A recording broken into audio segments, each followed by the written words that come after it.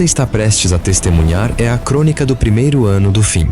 Não há heróis aqui, não há salvação, apenas os fatos. O ano era 2026. O sonho havia acabado muito antes dos pesadelos começarem. 27 de janeiro de 2026. Um navio de bandeira liberiana, o MV Pacific Hope, atracou em um porto clandestino a 30 quilômetros de Marechal Taumaturgo. A carga oficial, segundo documentos posteriormente vazados pelo Wikileaks, era material biológico para pesquisa de biopiratas. A carga real estava lacrada em 8 contentores refrigerados, mantidos a 20 graus. Carga entregue. Operação Virides em andamento. O projeto Virides era uma arma biológica de segunda geração. Diferente do T-vírus ou do progenitor, a cepa carioca não matava a célula, ela a reprogramava. Um fungo parasita, modificado geneticamente com genes de vespas e formigas, projetado para infectar plantações inteiras. O efeito colateral em humanos? Bem, isso era apenas um dano colateral aceitável para os investidores. Dados do projeto indicam que o fungo foi desenvolvido por uma joint venture Million Pharmaceutical. Erro humano. Sempre foi erro humano. O técnico de limpeza, um morador local, contratado, sem treinamento adequado, não reportou o incidente. Tinha medo de ser demitido. Na madrugada de 31 de janeiro, a cepa carioca teve contato com o ar úmido da floresta pela primeira vez. O fungo gostou. Os primeiros sintomas foram confundidos com malária, febre, delírio, dores no corpo. Mas no terceiro dia, a pele dos infectados começava a mudar. Ficava pálida, cinzenta. Os olhos perdiam a cor e se tornavam leitosos. E o mais alarmante, o córtex frontal do cérebro entrava em colapso.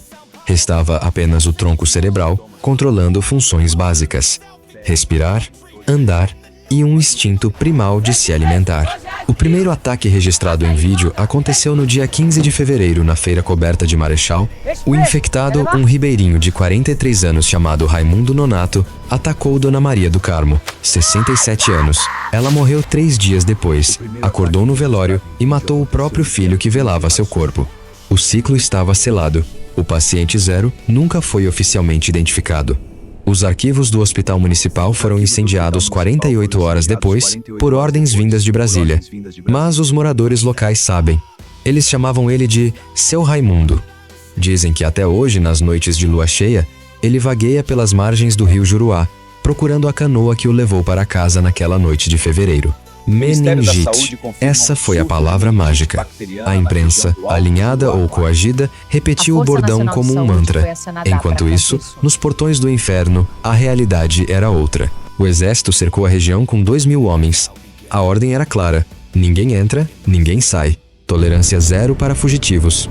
Questionado sobre os gritos vindos da floresta, o porta-voz do governo disse: são os animais da região. A fauna está agitada, com um movimento atípico. Mentira. Eram os infectados e estavam aprendendo. A internet tentou gritar, mas os algoritmos programados para identificar e silenciar desinformação trabalharam rápido. Contas foram suspensas, hashtags enterradas, vídeos removidos por violação de direitos autorais. A cortina de fumaça era digital e real. O Brasil inteiro via novelas e futebol enquanto o primeiro estado morria. Os estrategistas militares erraram feio. Eles achavam que os infectados seriam lentos, como nos filmes. Mas a cepa carioca, em contato com a selva, potencializou os instintos predatórios. Os zumbis da Amazônia não andavam. Eles perseguiam. Eles escalavam árvores. Eles nadavam. Na noite de 7 de abril, a lua estava cheia. Eles atacaram o quartel de Cruzeiro do Sul em 3 frentes simultâneas. O quartel caiu em 4 horas. Dos 300 homens da guarnição, 187 morreram na primeira noite. Os sobreviventes fugiram para a mata, muitos já infectados. O perímetro de contenção, tão celebrado pela mídia, simplesmente deixou de existir. O Acre estava oficialmente em queda livre. Na madrugada do dia 8, o governador do Acre e sua comitiva embarcaram em voos da FAB com destino a Brasília. A justificativa oficial: reunião de emergência para tratar da crise. A justificativa real: medo. Muito medo. O Estado foi deixado aos próprios recursos. As autoridades locais, abandonadas, tiveram que tomar decisões que nenhum ser humano deveria tomar. Maio foi o mês do êxodo. Quem pôde fugir, fugiu. A BR-364, a única ligação do Acre com o resto do país, virou uma armadilha mortal. Famílias inteiras ficaram presas em engarrafamentos que não se moviam por dias. E na mata, ao lado da estrada, eles esperavam. Se os humanos infectados já eram um pesadelo, os animais eram um inferno em estado puro. Os cães, nossos melhores amigos, se tornaram os predadores mais eficientes da nova ordem mundial. A cepa carioca não só os reanimava, como aguçava seus instintos de matilha, e eles caçavam em silêncio. O primeiro pronunciamento oficial aconteceu no dia 20 de maio. Foi também o último.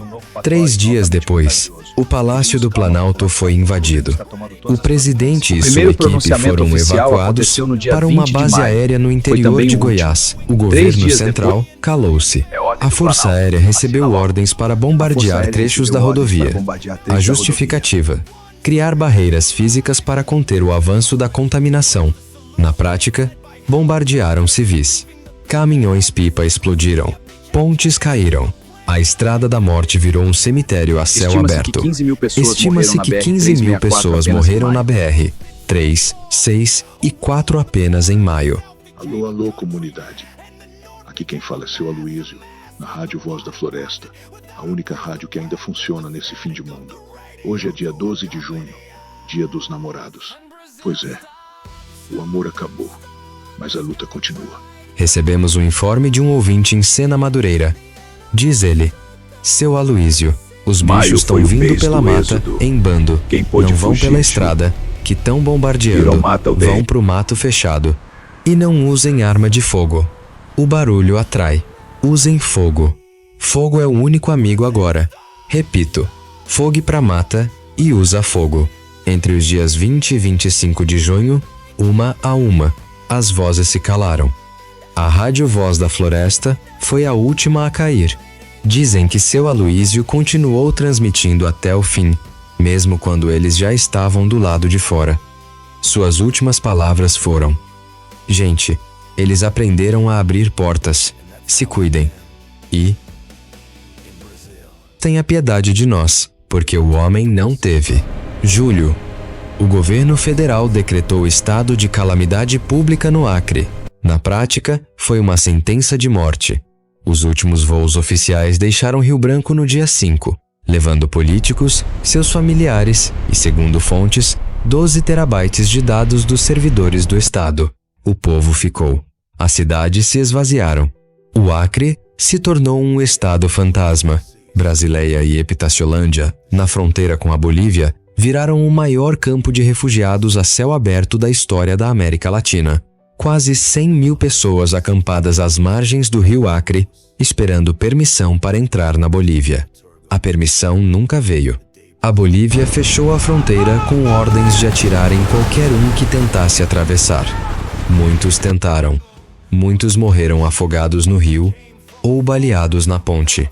O Acre era agora uma mancha vermelha no mapa. Uma terra de ninguém, dominada pelos infectados e pelos poucos sobreviventes que aprenderam a viver como predadores. Mas o vírus não conhecia fronteiras estaduais, e os ventos de julho sopravam para o leste.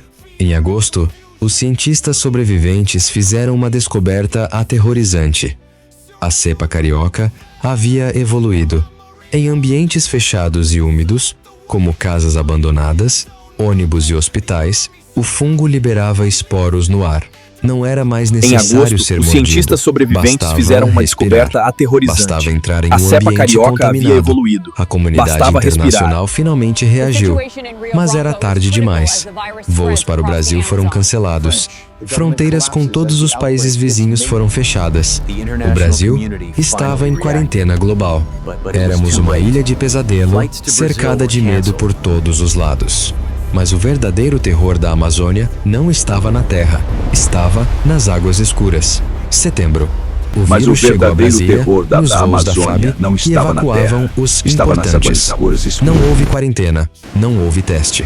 O governo, em desespero, trouxe a peste para dentro de seu próprio coração. No dia 10 de setembro, o presidente foi evacuado às pressas para uma base subterrânea em Goiás. A capital federal estava tomada. O Brasil viu o fim ao vivo. Outubro. O Brasil não existe mais como nação unificada. O governo federal é uma piada de mau gosto, escondido em algum bunker.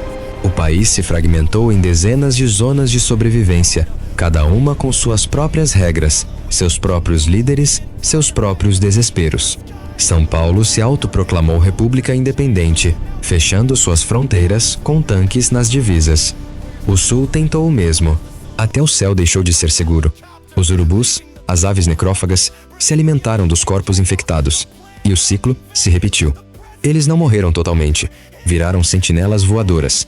E, diferente dos filmes, esses bichos voavam e atacavam de cima. Então, é isso. Eu prometi que ia contar, e contei. Eu perdi tudo. E vocês, que estão ouvindo isso aí, vocês acham que podem dar um jeito nessa merda? O que? No one saw it.